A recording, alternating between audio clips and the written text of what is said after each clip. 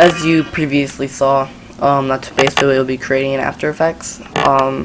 Text going along with an audio waveform. So I guess let's get into how to do that.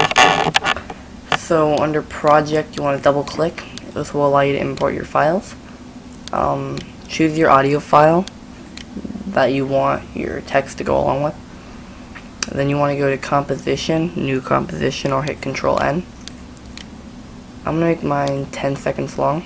You can make it 5, 15, 20, 30, whatever. You can always edit this before you render it. So hit OK. Drag your audio track into the composition. And you want to right click, New Text. So bring up paragraph and character panels. You can just type in any text you want. I'm going to go along with ZairiamFilms. Now you want to make sure that you have your paragraph on center and not left align. Reason for this would be because it automatically centers it when you create the new text. Then if you keep it centered, it will stay centered. So that's the basics behind that. Now you probably want to. Now you're gonna want to create a new solid by right-clicking in your comp. I'm gonna make mine just gray, I guess, dark gray. Hit OK. Effect, generate audio waveform. Now a pink line is gonna come up. Of course, you don't want it to stay pink, so inside color can be white, and the outside color can be white. Hit OK. Close down these panels. If you go to audio layer and change it to your audio track, you'll notice that some stuff's going to change along the waveform. Now if you were to play it through, you'll notice that there is some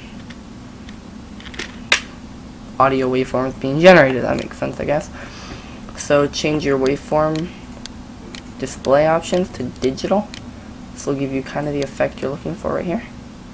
Now you're going to notice how it's not really covering the text, so you can just click here and drag up a little bit, hit shift, and it will keep it like kind of straight.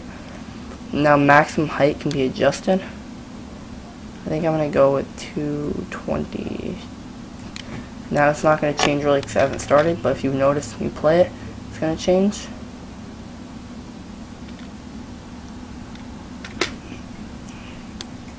Maybe it could even be lower, like 196-ish. And that probably isn't the real effect you're looking for. So in your comp, you can either click down here and it'll bring up modes or blending options, or you can just hit F4 on your keyboard. And on the dark gray solid, you're going to want to do stencil alpha. And you'll notice how it takes the shape of the text, more or less, I guess. But if you were to play it, it jumps with the beat of the song if there was music playing. And that's kind of what you want.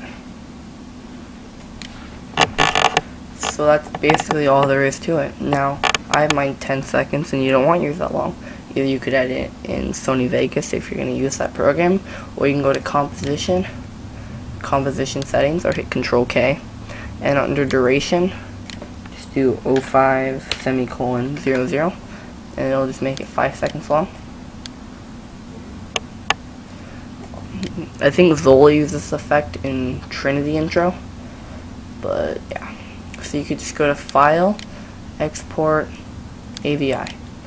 And now you'll notice down here frames per second is 29.97. I think it originally starts at like 60 or something like that. I'm not really sure. I have mine already edited towards how I want it.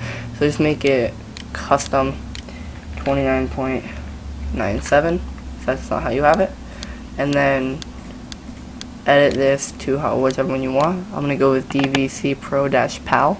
You can hit OK. I usually leave my audio settings the same as they came, and then you can just hit OK and you'll render it. That's all there is to making an audio waveform go along with text. This can be done with a picture as well. Just gonna have to mess with it a little bit.